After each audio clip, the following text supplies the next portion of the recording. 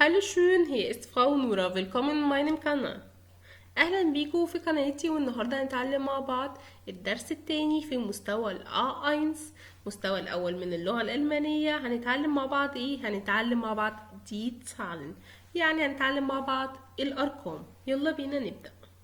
ولكن قبل ما نبدأ في تعلم الدرس بتاعنا اللي هو الأرقام، كان في واجب من الحصة اللي فاتت.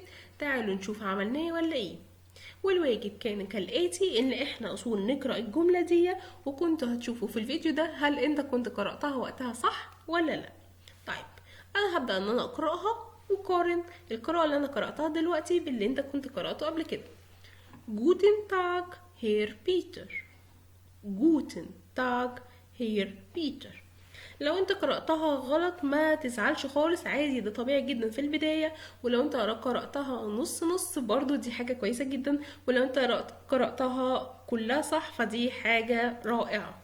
يلا بينا نبدأ في الدرس بتاعنا بتاع النهاردة، وهو الأرقام دي Zahlen von من 1 من 1 bis 100 ل100. طيب، الرقم الأولاني معانا هو الصفر. ازاي أقول صفر بالألماني؟ أقول نول. أقول نول. كل رقم هبدأ ان انا اقراه واقوله مرتين.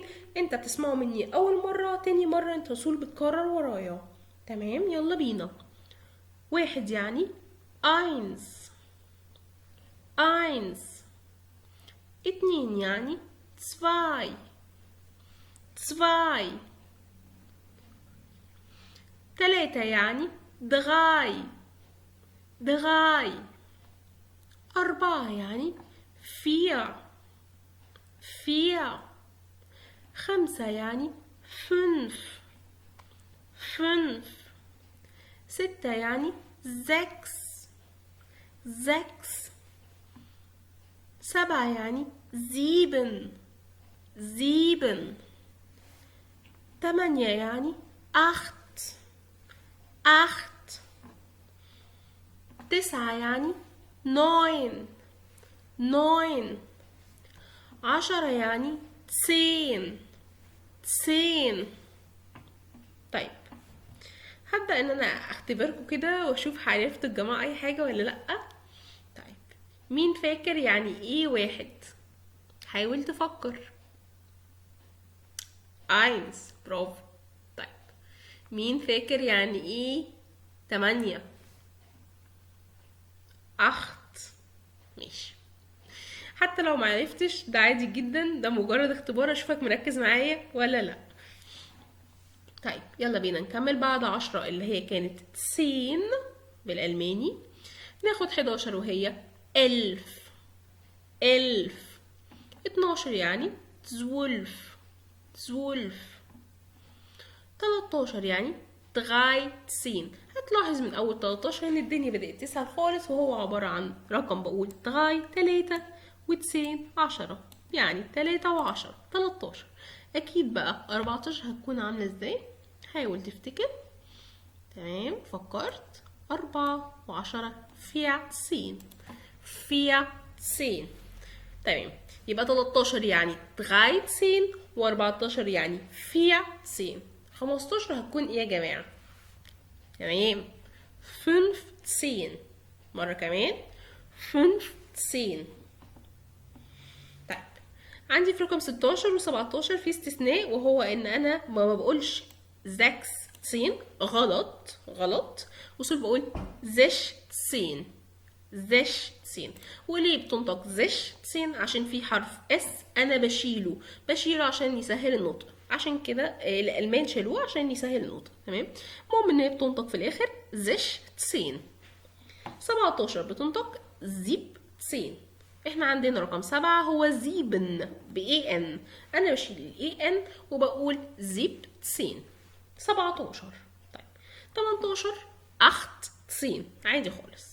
لما بتلاقي علامة التعجب دي بتعرف على طول ان في ملحوظة في المعلومة دي. 18 يعني 18. 19 19. 19 20. 20 20. 20 20. طيب، 21 21. 21. زي ما بتلاحظ كده ان انا ما بقولش eins غلط، انا بقول ein يعني بشيل الاس، بقول 21. طب ده يفهم معناه ان في 22 و23 و24 هشيل؟ لا. طيب انا بس عايز اقول معلومه صغيره، اللي هو من اول بقى ال 20 ان انا ابدا اقول 21 22 او 30 31، فهي زي اللغه العربيه بالظبط، الموضوع سهل جدا. كل اللي انا بقوله ان انا ابقى حافظ رقم 20 وطبعا ابقى حافظ الارقام اللي قبليها. فلما باجي اقول واحد، انا قلت اللي هي استثناء بس، فبقول ein بشيل الاس، احنا حتى في العربي بقول واحد ein und يعني 20 بالظبط زي العربي، مفهوش اي حاجه. طيب انا هقول رقم 22. انا قلت لكم ان التغيير هنا بس ان انا بشيل الاس في كلمه eins اللي هي واحد، ولكن في اي حاجه تانية مثلا 22 بقول 2 und 20. طيب خلينا نجرب ناخد الرقم مثلا 23 نجربه مع بعض. هقوله ازاي؟ 3 بتتكتب 3، انا اصول مذاكر سوري 3 und 20. ناخد بالنا ان الرقم يبقى لازق في بعضه كده، تمام. طيب 24 برضو هتكون 4 und 20. برافو. انا هسيب لك 25 انت بقى اللي تعملها وتقول لي هتتكتب ازاي، تمام. وفي الفيديو التاني انا هبقى اصححها زي ما صححت بالظبط الواجب بتاع الليزن القراءه. طيب نكمل ازاي ان انا اقول بقى 30 40 50 60 لحد ال 100. من 30 بقول 30. كل اللي انا بعمله ان انا بقول 30. انا عارفه ان ده حرف اس ست، وان انت كنت اخدته في الدرس الاول ان هو ليه صوت زي التعبان، ولكن هنا استثناء بقولها 30. انا بقراها كانها زد 30. طيب 30 ازاي اقول 40 بالالماني؟ بقول رقم 4 وبعد كده بقول زيش. اظن الالماني سهل جدا كله زي ما هو، بقول 40. طب 50 هتبقى 50. طيب 60 فيها استثناء صغير، وهو ان انا برضو بشيل حرف الاس فبتبقى زيش. خلينا نقراها مع بعض تاني. زيش. برافو. 70 بتبقى زيش. 80 بتبقى 80. 90 بتبقى 90. 100 بتبقى 100. تمام. وبكده نكون اتعلمنا الارقام من 1 ل100، ولكن انا مش هكتفي بس بان انا اعلمكم الارقام، انا حابه اعلمكم حبه معلومات هتفيدكم جدا، وهو ازاي ان احنا نحسب بالالماني. das rechnen الحساب. يعني ايه اقول زائد بلس تسمع وتكرر معايا، اوعى تنسى المعلومه دي. اكتر حاجه هتخليك تعرف تتكلم الماني كويس هو ان انت تسمع حد بيقرا كويس وتكرر وراه. بلس يعني زائد، سالب يعني مينوس، في يعني مال، لما بتقسم يعني دوش. لما تقول يساوي ممكن نقولها بكذا طريقه، gleich او macht او ist. يبقى انا اقول يا gleich يا macht يا ist. لما بعوز اقول النسبه مئويه بقول بروتسنت. طيب تعالوا ناخد الübung بتاعنا، وهو التمرين بتاعنا. هبدا ان انا احل معاكم، هما عندك زي ما انت شايف كده 7 اسئله، هبدا ان انا احل 5 والاتنين التانيين هسيبهم لك. كل اللي عليك تعمله انك شغايبن دي، انا مش طالبه منك طبعا انك تحسب عشان احنا مش في حصه حساب، انت كل المطلوب منك انك تعرف تكتبهم بالالماني. 3 مال يعني زائد 3 سوري مش زائد في ist 9. وبكده اكون خلصت اول جمله. تاني جمله وهي ازاي ان اقول 90%.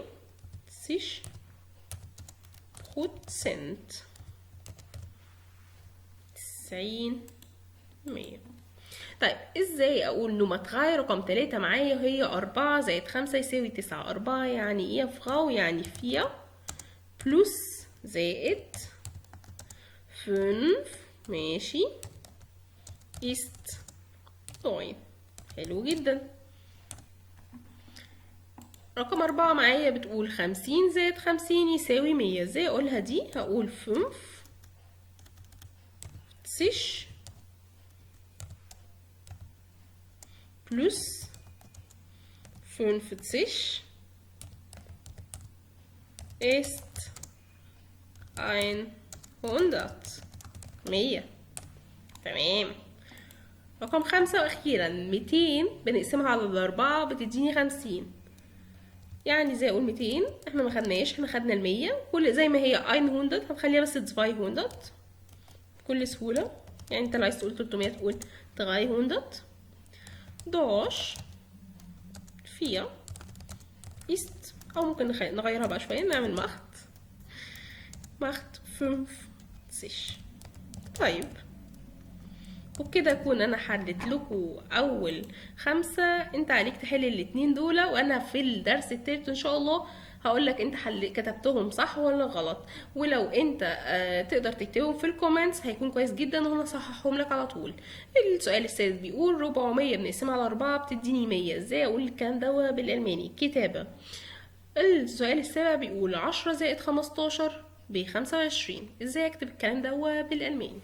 ده كان درس النهارده. اشوفكم في درس تاني وفي فيديو تاني اقدر اقولكم دلوقتي تشوس اون بسبالت. باي.